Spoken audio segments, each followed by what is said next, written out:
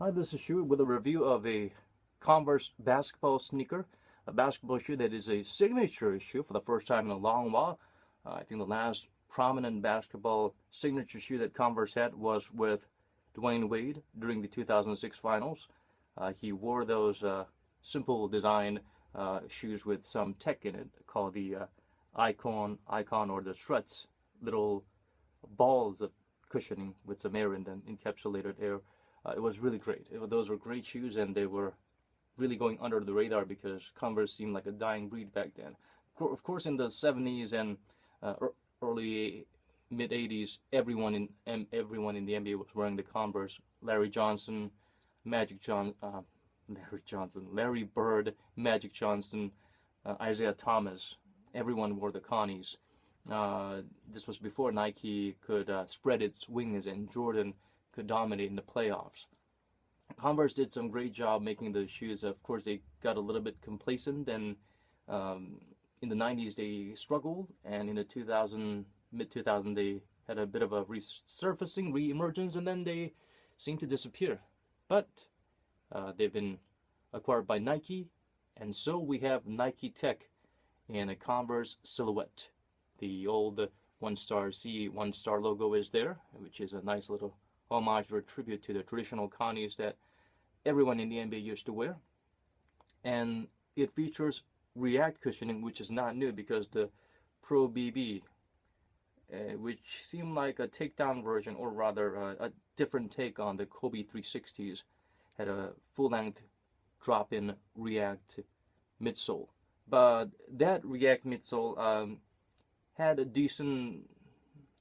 It was very minimal. It was very minimal, and on the forefoot, it was even more minimal. It felt like they needed a little bit more layers to that, and the outsole, it ate up a little bit too much dust, and it wasn't exactly the most durable indentations in terms of the outsole pattern. So the G4, the Draymond green signature from Converse, is rectifying a lot of inadequacies that's been displayed by the Converse Pro BB.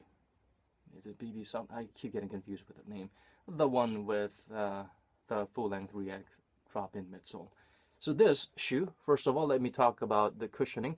These black part, I don't know if they're EVA or entirely React, but they do feature React foam. The blue part is entirely React, and you can see that the blue spot in the middle, probably this center part, is React foam, and you can feel it, and it's low to the ground.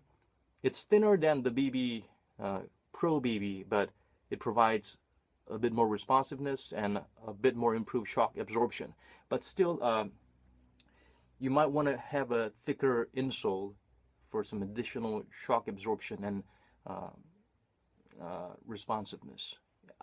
It's very low to the ground. Considering the fact that it's super low to the ground, the cushioning and shock absorption is stellar, but they could have made it just a little bit thicker, or maybe have a React foam and then have some additional EVA or some other strobel board coating on top. So this basically has no strobel board, just the midsole itself.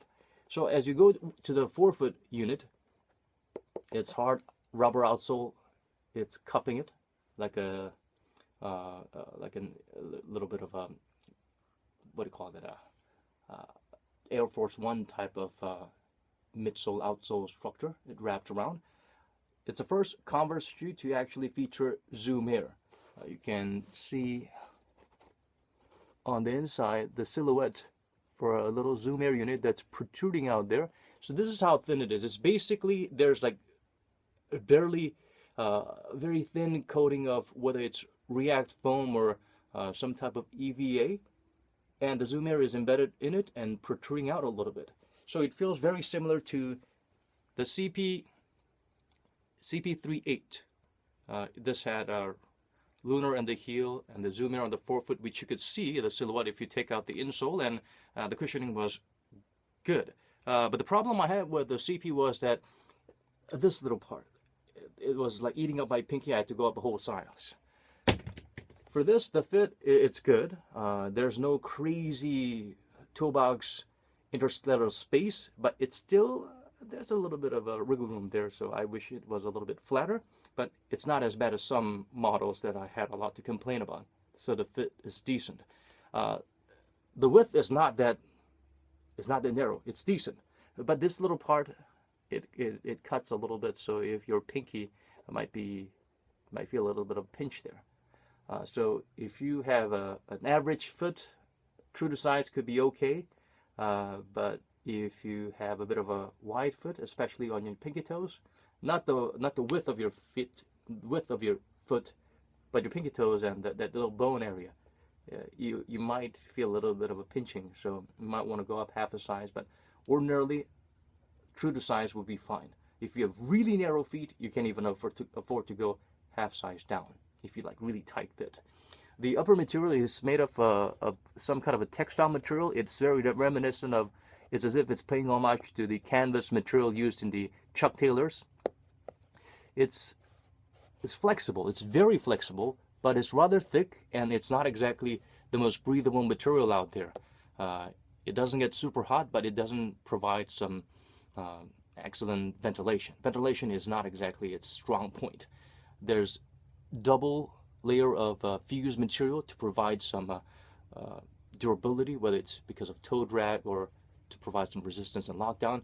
Of course, there's a thicker double layer of fused material to make sure you have a lockdown to prevent ankle rollover. And on the heel, you have a double fused material, and inside there's also a heel cup that's prominently featured to provide adequate grip. Around your Achilles, you have a nice little padded area here, and overall it's very minimal but sufficient. But some people might have a bit of a complaint with just the heel being too rounded instead of having some pillars or cushioning or gel that wraps your foot a little bit more. But upon lacing it up tight, it wasn't too much of a trouble, but they could have had some type of material to pull it up here, have a little bit more of a lockdown mechanism here to connect the heel to the forefoot or to the top of your foot. But it's not too bad. Weight-wise, it's quite lightweight. It only weighs about 360 grams for a size 9, which is very light. And the outsole, the pattern is great. It pays a little bit of an homage to the milk crate pattern of the traditional Chuck Taylors, but it's a lot more. There's a lot more crisscross zigzagging to provide multi-directional traction. Also, these little ribs around to provide additional traction when you're on the edge of your foot when you're sliding side to side. And also, there's a little prominent pivot point and flex grooves to make sure your outsole isn't wearing out in weird places, but instead it's flexing well. On the heel, they have a good blade traction, and that's always great. On the heel, I always love a blade traction, and they're not even just straight blade traction, they're angled so that they provide some multi-direction traction. The traction is really good, a lot better than the Pro BBs, and a lot more durable, as you can tell by the depth and the thickness of the blades. The problem I've had with most of the shoes these days is that the spring plate or the carbon plate or the midfoot shank, they're always positioned weird. For instance, even the CP3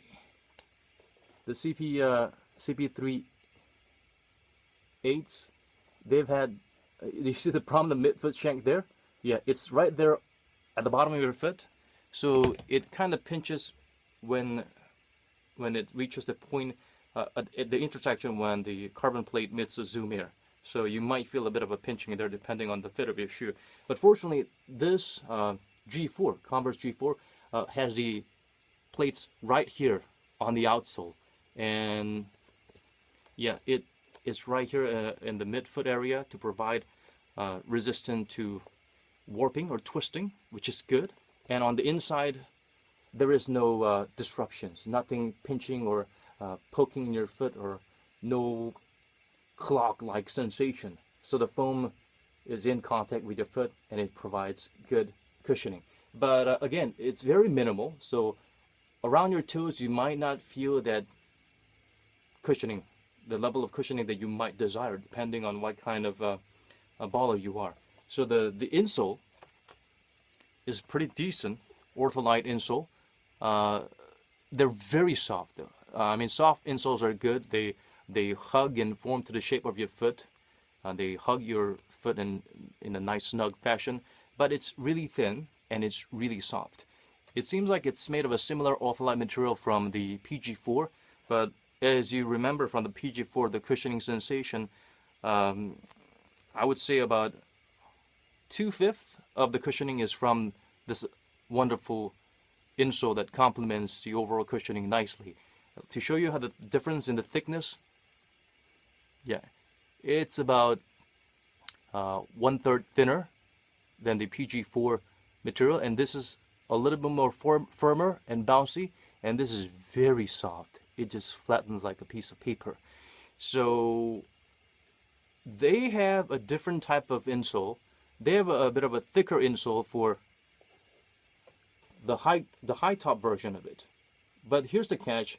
If you buy the high top version of it, although you have a nice little thicker insole that complements the cushioning well, because especially around the forefoot area and even the heel, because it's not bad, but you could use with some reinforcements in terms of additional cushioning because it's so low to the ground. But unfortunately, that thick insole that comes on the high tops, there's a reason why they have that. You will not see the word Zoom Air used on the high top. And I've actually dug up the insole to check, and there was no prominent Zoom Air. So I'm assuming, unless they embedded it somewhere, which I doubt it, because the forefoot area has very thin, minimal layer of cushioning, I don't think there's Zoom Air for the high tops. Just a thicker insole and React on the heel. So I would advise against getting the high tops. But peel it yourself and find out, or maybe dissect it and let me know. But from what I've checked out, it's, yeah. Because if you put Zoom Air in there, Nike, again, they will love to brag about it and paint the word all over. Hey, it's got Zoom Air, whether it's like a coin-size Zoom Air or not. But anyway, coming back to the G4 low cuts with the Draymond green signature, I have very high praise for it. It feels like a lower to the ground version of the Why Not 02s, with the Zoom Air very responsive. But on the heel, again, because I say it is very low to the ground, if you tend to crunch your toes a little bit and compress on the toe area a little bit, and you get blisters easily there, you might want to get thicker insoles for this, and make sure you put that into consideration when you're getting your size for these shoes, because you will need some reinforcements in terms of the insole they come with. But if you're the type of people that love to wear very low to the ground minimal cushion shoes, this will provide amazing responsiveness and comfort. If you're used to those kind of really flat Curry 4, Curry 1, Curry 2 type of low to the ground and hard, firm shoes, this is that low, except it's way better in terms of cushioning. So yeah, better cushioning than those type of shoes, but a little bit of a minimal cushioning compared to plush, thick Zoom Air shoes like the LeBrons. But again, low to the ground, good cushioning. I really can't say anything bad about this shoe. And the price point, it's like barely $100, the retail price, and that is friggin' amazing for a signature shoe with the tech, a React, and a Zoom Air, and a very durable outsole that actually works, and it's wide enough to provide adequate anti-ankle inversion type of support. And it's pretty lightweight, less than 400 grams for a size 9. And this is an historic model, the first signature shoe for Draymond Green, who probably has a pretty long career ahead of him, especially when he's working as a very important and very compatible and important cog in the wheel of the Golden State Warriors system. with two amazing shooters in Steph Curry and Klay Thompson. Draymond Green fits just fine. I personally felt that Durant was a bit of an overkill, if I might use the word wisely. He didn't need anyone. He could just ISO and score, but that didn't exactly... I mean, it helped out with the Warriors because Klay and Curry could take a back seat, but they don't need to take a back seat. They should take the front seat with Draymond Green. But anyway, that's basketball. We're talking about shoes now. G4, very affordable. Probably the cheapest, definitely the cheapest signature models out there. This is basically an excellent Nike basketball shoe with a Converse silhouette.